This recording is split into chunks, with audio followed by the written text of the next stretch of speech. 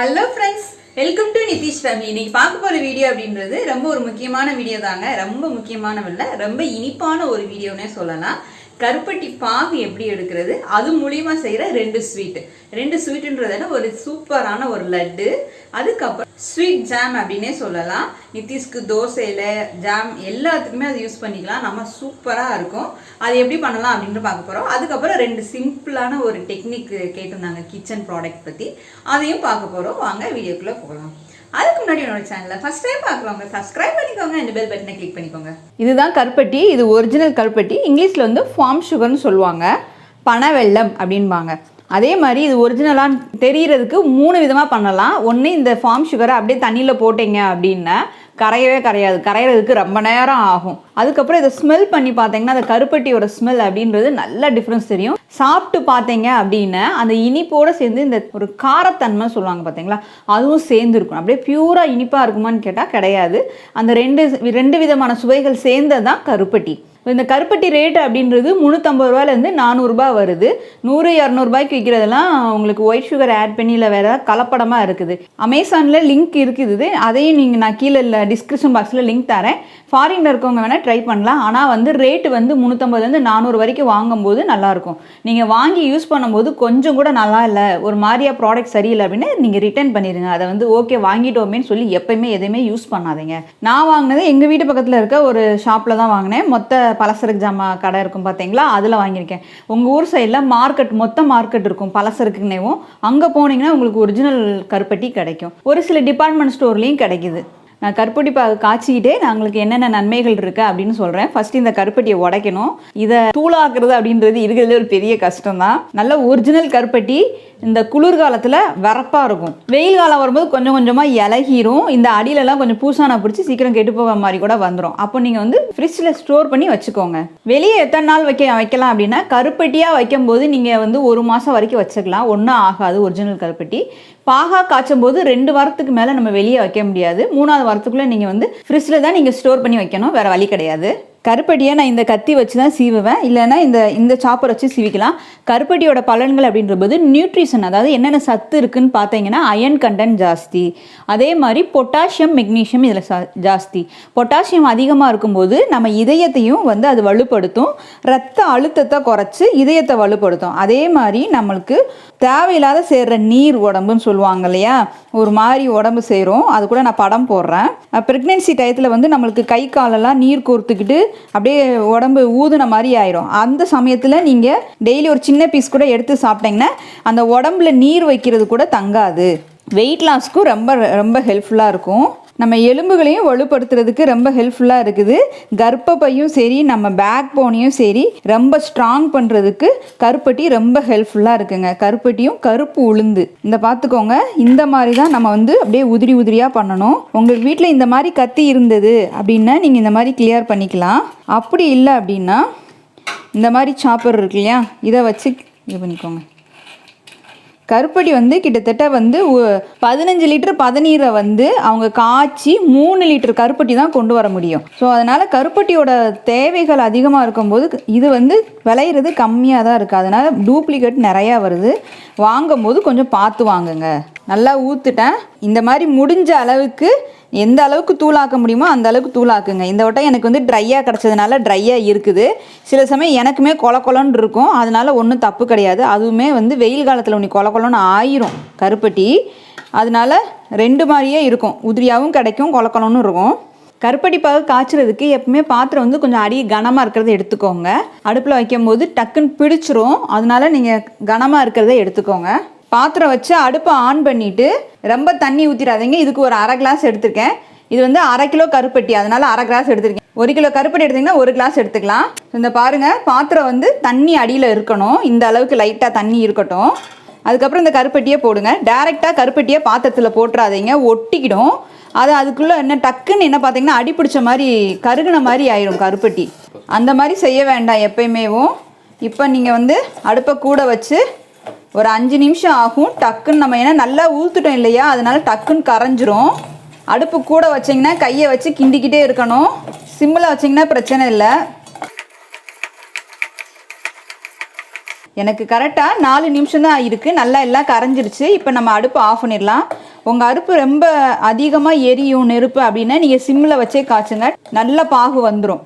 இப்போ பாருங்கள், அடியில் பாருங்கள், ஒட்டி இருக்கக்கூடாது, அதுதான் மெயினாக காமிக்கிறேன் நான். இல்லைன்னா என்னென்னா டக்குன்னு கருப்பட்டி வந்து அடி பிடிச்சிரும். அடி பிடிச்சிச்சின்னா அந்த ஒரு மாதிரி வாடை அடிச்சுக்கிட்டே இருக்கும். அதனால் அதை மட்டும் பார்த்துக்கோங்க. இப்போ அடுப்புலேருந்து எடுத்து கீழே வச்சுருங்க, இது ஆறட்டும், அதுக்கப்புறம் நம்ம வடிகட்டலாம். ஃபேட்டி லிவர், உங்கள் லிவர் கல்லீரலில் இருக்க நஞ்சுக்களை கொழுப்புகளை கரைச்சி வெளியேற்றுறதுக்கும் கருப்பட்டி ரொம்ப முக்கிய பங்கு வசிக்குதுங்க. அந்த கருப்பட்டியும் நீங்கள் சாப்பிட்டு ஒரு அரை மணி நேரம் கழிச்சு இந்த சைஸுக்கு தான் எடுக்கணும், அதுக்கு மேலேயும் எடுக்கக்கூடாது. அது மாதிரி நீங்கள் இந்த காய்ச்சினது எடுக்கணும் அப்படின்னா அதில் வந்து அரை டீஸ்பூன் தான் எடுக்கணும், அதுவும் ரொம்ப எடுக்கக்கூடாது. ஒரு டீஸ்பூன் அப்படின்றது ஒரு 9லேருந்து 10 கலோரி வரும், நீங்கள் அந்த அளவுக்கு தான் எடுக்கணும், ரொம்பையும் எடுத்துடக்கூடாது. கருப்பட்டியும் லிமிட் இருக்குது. சரி வாங்க அடுத்து ஒரு உருண்டை செய்யலாம் அப்படின்ட்டு. அந்த உருண்டை யாரெல்லாம் யூஸ் பண்ணலாம் அப்படின்னா சின்ன குழந்தையிலேருந்து பெரியவங்க வரைக்கும் எல்லாருமே யூஸ் பண்ணலாம். மெயினாக கருப்பு உளுந்து அப்படின்னாலே தோலோட எடுக்கணும், ஏன்னா அப்போ தான் ஃபைபர் கண்டென்ட் அதிகம், நம்மளோட போனை வந்து ஸ்ட்ராங் பண்ணும். அதுவும் கருப்பட்டியும் ரெண்டும் சேரும் போது அயன் ரிச் ஒரு உருண்டைனே சொல்லலாம். டெய்லி ஒரு உருண்டை எடுத்தீங்கன்னா வேலைக்கு போகிற பெண்களும் சரி, சடங்கான பெண்களும் சரி, சின்ன வயசுல இருக்க குழந்தைங்களுக்கும் சரி, நம்ம உடலோட எலும்புகளும் ஸ்ட்ராங் ஆகும், அதே நேரத்தில் நம்ம கர்ப்பப்பையும் ஸ்ட்ராங் ஆகும். பைக் ஓட்டுற எல்லா பசங்களும் கண்டிப்பாக ஒரு உருண்டை டெய்லி எடுத்துக்கோங்க, உங்களுக்கு பேக் பெயின் அப்படின்றது வரவே வராது. சரி வாங்க எப்படி செய்யலாம்னு பார்க்கலாம். கருப்பு உளுந்து இது ஒரு 30 கிராம் அளவுக்கு எடுத்துக்கிறேன். இந்த பவுலுக்கு அரை பவுல் எடுத்திருக்கேன்.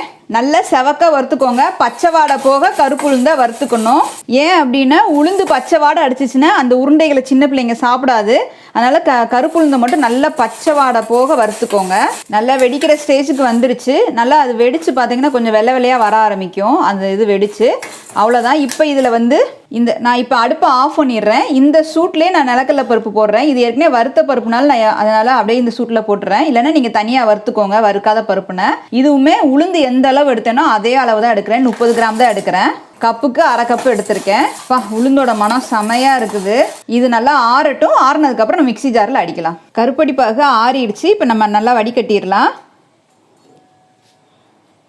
வடிகட்டி வச்சுக்கோங்க, ஏன்னா இதுலேயே மண் நல்லா சேரும், இதில் நிறைய ஒட்டி இருக்கும். அப்போ நான் நைட்டாக தண்ணி ஊற்றி தான் வந்து இது பண்ணுவேன். ரொம்ப தண்ணி ஊற்ற வேணாம், ஒரு 1/4 கிளாஸ் அளவுக்கு ஊற்றி இது ஃபுல்லாக ஒட்டி இருக்கும், அதை நம்ம கிளியர் பண்ணணும்.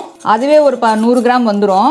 இதில் கொஞ்சம் சின்ன சின்ன பீஸாக இருக்கும். இது என்ன பண்ணுவேன் அப்படின்னா நாங்கள் சுக்குமல்லி காப்பி போடும்போது அதில் போட்டுருவேன், போட்டு வடிகட்டி குடிச்சுக்குருவோம். ஸோ இதையும் விடுறது கிடையாது. சூப்பரான கருப்பட்டி பாகு ரெடி ஆயிடுச்சு. இது கிட்டத்தட்ட 1 மாதம் வரைக்கும் நான் யூஸ் பண்ணுவேன். அரை கிலோ வாங்கினேன்னா எங்களுக்கு 1 மாதம் அப்படின்றது கணக்கு வச்சு நாங்கள் யூஸ் பண்ணுவோம். ரொம்பையும் யூஸ் பண்ணக்கூடாது, எதுவுமே அளவு தான். உளுந்து நல்லா ஆறிடுச்சு. இப்போ நம்ம ஜாரில் போட்டுடலாம். இது முதல்ல மிக்சியில் போட்டு நல்லா அடிச்சுக்குவோம். நல்லா நரன்ற அளவுக்கு, நல்லா பவுடராக வர்ற அளவுக்கு கொஞ்சம் அடிச்சுட்டு வந்துடுறேன். அரைச்சிட்டேன். இது ரொம்பையும் மாவாகவும் அரைக்காதீங்க, கொஞ்சம் நரன்னு இருக்கும்போது அரைச்சிக்கோங்க, அப்போ தான் நல்லாயிருக்கும். இப்போ இதை ஒரு பவுலில் மாற்றிடலாம். பவுலில் மாற்றிட்டேன். இப்போ இதில் நம்ம சேர்க்குற கருப்பட்டி அப்படின்றது நம்ம எந்த அளவுக்கு உளுந்து எடுத்துருக்கீங்களோ அதில் பாதி மட்டும் கருப்பட்டி பாகு எடுத்துக்கோங்க. ஏன்னா நம்ம கட்டியாக காய்ச்சி வச்சுருக்கோம் இல்லையா, நீங்கள் ஒரு பவுல் எடுத்தீங்க அப்படின்னா அதுக்கு அரை பவுல் தான் கருப்பட்டி எடுத்து கொஞ்சம் கொஞ்சமாக பிணையணும், கரெக்டாக இருக்கும். இப்போ இதை உருண்டை பிடிச்சிடலாம். உருண்டை பிடிக்கிற அளவுக்கு வரணும், ரொம்பையும் கருப்பட்டி பாகு ஊற்றிடாதீங்க, காவாசி தான் ஊற்றணும். சின்ன சின்ன உருண்டையாக இருக்கணும், ஒரு மீடியம் சைஸ் நெல்லிக்காய் அளவுக்கு தான் இருக்கணும், ரொம்ப பெருசாகவும் இருக்கக்கூடாது. கொஞ்சம் கையில் ஒட்டுற மாதிரி கொஞ்சம் பாகு பதமாக இருக்குது அப்படின்னு நினைக்காதீங்க. அப்போ தான் கருப்பட்டி வந்து கரெக்டாக இருக்கும், இனிப்பாக இருக்கும் கொஞ்சம் சாப்பிட்றதுக்கு. இல்லைன்னா அந்த உளுந்து வந்து கசக்கிற தன்மை வந்துடும், அப்புறம் குழந்தைங்க வந்து சாப்பிட மாட்டாங்க. சுவையான ஹெல்த்தியான அயன் ரிச்சான ஒரு லட்டு ரெடி ஆயிடுச்சு. இது எங்கள் வீட்டில் நாங்கள் டெய்லி ஒரு லட்டு எடுத்தோம்னா ஆளுக்கு ஒவ்வொரு கடி தான் சாப்பிடுவேன், ரொம்பையும் செய்ய மாட்டேன். ஒரு வாரத்துக்கு அப்படின்றது இவ்வளோ தான் செய்வோம் நாங்கள். ஏன்னா அதிகமாகவும் சாப்பிடக்கூடாது, உளுந்து கொஞ்சம் வெயிட் போட்டுரும். வெயிட் ரொம்ப போடாது, ஸ்ட்ராங்காகும், கொஞ்சம் மசில்ஸ் கெயின் ஆகும், சூப்பராக இருக்கும். அந்த வெயிட் கெயின் கூட உங்களுக்கு சூப்பராக இருக்குங்க. சரி வாங்க அடுத்து சாக்லேட் ஜாம் எப்படி செய்யலான்னு பார்க்கலாம். ஜாமுக்கு தேவையான பொருட்கள் அப்படின்றது 2 பொருள் தான். வேர்க்கடலை, அதாவது நிலக்கடலை பருப்பு எடுத்திருக்கேன், இது 1 கப் அளவுக்கு எடுத்திருக்கேன், இது 60 கிராம் வரும். அதுக்கப்புறம் இந்த கப்புக்கு அரை கப் அளவுக்கு கருப்பட்டி எடுக்க போகிறேன். இந்த 2 பொருள் தான், வேர்க்கடலையும் கருப்பட்டி வச்சு தான் நம்ம இன்றைக்கி ஜாம் செய்ய போகிறோம். மிக்சி ஜாரில் ஃபஸ்ட்டு இதை பொடி பண்ணிக்கலாம். வேர்க்கடலையே எண்ணெய் விடும், அதனால் கொஞ்சம் இப்படி எடுத்து விட்டுட்டு ஃபோக் இது இருந்தால் கொஞ்சம் எடுத்து விட்டுட்டு இன்னொரு தடவை அடிங்க. அதுக்கப்புறம் நம்ம கருப்பட்டி பாகு சேர்த்துக்கலாம். இன்னும் கொஞ்சம் பேஸ்ட் ஆக்கணும். 3/4 பதத்துக்கு வேர்க்கடலை வந்து பேஸ்ட் மாதிரி ஆயிருச்சு, நல்லா பாருங்கள். இப்போ என்ன பண்ணலாம், இதில் நம்ம கொஞ்சம் கருப்பட்டி பாகு ஊற்றிக்கலாம். 1 கப்பு வேர்க்கடலை எடுத்திங்கன்னா 1/4 கப்பு தான் வந்து கருப்பட்டி பாகு எடுக்கணும். ஏன்னா நம்ம திக்கான பாகு எடுத்துருக்கோம் இல்லையா, அதனால் 1/4 கப்பு தான் எடுக்கணும். அதுவுமே கொஞ்சம் கொஞ்சமாக ஊற்றி அடிங்க, கரெக்டாக இருக்கும். நல்லா பேஸ்ட் மாதிரி வந்துருச்சு. இந்த அளவுக்கு போதும். ஆக்சுவலாக பார்க்குறதுக்கு வந்து இது நியூட்ரிலா மாதிரி தான் இருக்கும், ரொம்ப டேஸ்ட்டாக இருக்கும். இதில் வந்து எண்ணெய் எதுவும் ஊற்றணுமான்னு கேட்டால் உங்களுக்கு வேணும்னா நெய் ஊற்றிக்கலாம், அப்படி இல்லைன்னா நல்லெண்ணெய் ஊற்றிக்கலாம், தேங்காய் எண்ணெய் ஊற்றிக்கலாம். பட் நான் எதுவுமே ஊற்ற மாட்டேன். இதுவே சூப்பராக இருக்கும். ப்ரெட்டில் தடவி சாப்பிட்றதுக்கோ, தோசைகள் கம்பு தோசை அதெல்லாம் நாங்கள் பேன் கேக் மாதிரியே செய்வோம், கம்பு கேப்பையில். அந்த மாதிரி செய்யும்போது நம்ம அதுக்கு மேலே பிள்ளைங்க தடவி சாப்பிட்றதுக்கு இது வீட்லேயே செய்யுங்க, சூப்பராக இருக்கும், ஹெல்த்தியாக. தோசைக்கெலாம் நித்திஷ்க்கு ரொம்ப பிடிக்கும். தோசை, சப்பாத்தி எல்லாத்துக்குமே வச்சுக்கலாம்.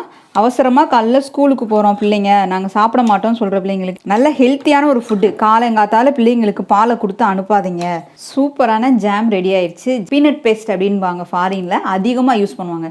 ஹெல்த்தியான அயன் ரிச் லட், குழந்தைங்க விரும்புகிற ஒரு ஜாம் சொல்லலாம், இல்லைன்னா பீனட் பேஸ்ட்டுன்னே சொல்லிடலாம். இதை வந்து செம ஹெல்த்தியாக இருக்கும். இதை எப்படிக்கா எடுக்கணும்னு கேள்வி கேட்பீங்க. நான் வந்து குழந்தைங்களுக்கு தான் இது ப்ரிப்பேர் பண்ணுவேன். வெயிட் லாஸில் இருக்கிறவங்க தயவுசெய்து எடுக்காதீங்க. வெயிட் லாஸில் இருக்கும்போது எடுத்தோம் அப்படின்னா ரொம்ப டேஸ்ட்டாக இருக்குமா, நம்மளே அறியாமல் கண்ட்ரோல் இல்லாமல் ஒரு தோசைக்கு 2 தோசைக்கு நிறையா சாப்பிட்ருவோம். அப்படி எடுக்கணும்னா இதுவுமே 1 டீஸ்பூன் தான் எடுக்கணும், சரியா? நீங்கள் ஈவினிங் ஸ்நாக்ஸாவோ இல்லை மார்னிங் ஸ்நாக்ஸாவோ வெயிட் லாஸில் இருக்கிறவங்க 1 டீஸ்பூன் தான் எடுக்கணும். இந்த லட்டில் பாதி லட்டு தான் எடுக்கணும் வெயிட் லாஸில் இருக்கவங்க. வெயிட் மெயின்டைன் பண்ணுறவங்க டெய்லி 1 லட்டு கூட எடுத்துக்கலாம். குழந்தைங்களுக்கு டெய்லி 1 லட்டு கொடுங்க. இன்னொரு டிப்ஸும் சொல்லிக்கிறேன், ஏற்கனவே கேட்டிருந்தாங்க. கிச்சன் டிப்ஸு சொல்லியிருந்தேன் இல்லையா அக்கா, நீங்கள் வந்து புதினா கொத்தமல்லிலாம் எப்படி ஸ்டோர் பண்ணுறீங்கக்கா? நாங்களாம் வச்சோன்னா கொஞ்சம் சீக்கிரத்தில் அழுகிடுது, தண்ணி விட்டுருது அப்படின்னா. ஆமாம், எனக்கும் ஆரம்ப கட்டத்தில் அப்படி தான் இருந்தது. நான் என்ன பண்ணேன் அப்படின்னா, இது வந்து எங்கள் அம்மா கொடுத்த டப்பான்னு தான் சொல்லலாம். எங்கள் அம்மாக்கிட்டேருந்து பிடிங்கிட்டு வந்த டப்பானே சொல்லலாம். இந்த டப்பாவுக்கு மேலே பார்த்தீங்கன்னா இப்படி அமுக்கணும்னா இந்த அப்படியே வரி வரியாக இருக்கும். இது வந்து ஏர் போகிற டப்பா, ஓட்டையாக இருக்கும். அப்படி இருந்துமே என்ன ஆகுதுன்னா நீர் விட தான் செய்யுது. ஸோ அதுக்கு மேலே வந்து மெயினாக வந்து டிஷ்யூ பேப்பர் தான். இந்த டிஷ்யூ பேப்பரை மேலே மட்டும் வைக்கிறதுக்கு இல்லைங்க, அடியிலையும் நீங்கள் வச்சிடணும். இது வச்சு 5 நாள் ஆச்சு. இந்த மாதிரி அடியிலையும் டிஷ்யூ பேப்பர் போட்டு புதினா கொத்தமல்லி வச்சுருங்க. ஸோ நீங்கள் வைக்கிற புதினா கொத்தமல்லி ஈரம் இல்லாமல் கொஞ்சம் ட்ரையாக இருக்க மாதிரி வச்சுக்கோங்க. நான் க்ளீன் பண்ண மாட்டேன், அப்படியே பிச்சு வச்சுருவேன். சமைக்க போட போகும்போது க்ளீன் பண்ணி போட்டுக்குவேன். ஸோ கலர் மட்டும் கொஞ்சம் இந்த மாதிரி பழுப்பு கலரில் மாறிடும் ஒரு 5 நாள் ஆயிடுச்சுன்னா. அதை மட்டும் நீங்கள் யூஸ் பண்ணாமல் பார்த்துக்கோங்க. மேலேயும் இந்த மாதிரி டிஷ்யூ பேப்பர் போட்டு க்ளோஸ் பண்ணி வச்சுக்கோங்க. சில்வர் டப்பாலையும் நீங்கள் அப்படி தான் பண்ணீங்க அப்படின்னா, புதினா பாருங்கள் நான் இப்படி தான் போட்டு வச்சுருக்கேன். அப்படியே நம்ம எப்படி வைக்கிறோமோ அப்படியே ஃப்ரெஷ்ஷாக இருக்கும், சூப்பராக இருக்கும். இதுலேயும் பாருங்கள் அடியில் டிஷ்யூ பேப்பர் போட்டு தான் வச்சுருக்கேன். மேலேயும் இப்படி டிஷ்யூ பேப்பர் போட்டு க்ளோஸ் பண்ணி வச்சுட்டீங்க அப்படின்னா உங்களுக்கு அப்படியே இருக்கும், எப்படி வச்சிங்களோ அப்படியே இருக்கும். இப்போ நான் வீடியோக்காக தான் உடனே வெளியே எடுத்து காமிச்சேன். தண்ணி நீர் கோர்க்காது. இங்கே நீர் கோர்த்துருந்தாலும் இந்த பேப்பர் வந்து அப்சர்வ் பண்ணிடும். உங்களுக்கு புதினா கொத்தமல்லி நல்லா ஃப்ரெஷ்ஷாகவே இருக்கும். அதே மாதிரி தான் தேங்காவுக்கும் அப்படி தான். அடியிலையும் வந்து பார்த்தீங்கன்னா டிஷ்யூ பேப்பர் போட்டு மேலே தேங்காய் வச்சு அது மேலேயும் டிஷ்யூ பேப்பர் வச்சு க்ளோஸ் பண்ணிடுவேன். அப்படி இல்லைன்னா காட்டன் கிளாத், ரொம்ப நைஸாக வெள்ளை கலர் கிளாத் இருக்குல்ல, அது அடியிலையும் போட்டு மேலேயும் போடணும்.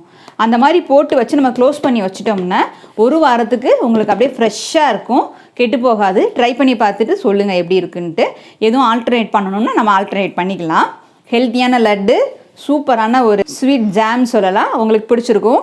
எப்படி இருக்குன்னு செஞ்சுட்டு கமெண்ட் பண்ணுங்கள் எனக்கு. அப்படியே இந்த வீடியோ பிடிச்சிருந்தா லைக் பண்ணுங்கள், ஷேர் பண்ணுங்கள். தென் உங்கள் கருத்துக்களை கமெண்ட் பண்ணிக்கோங்க.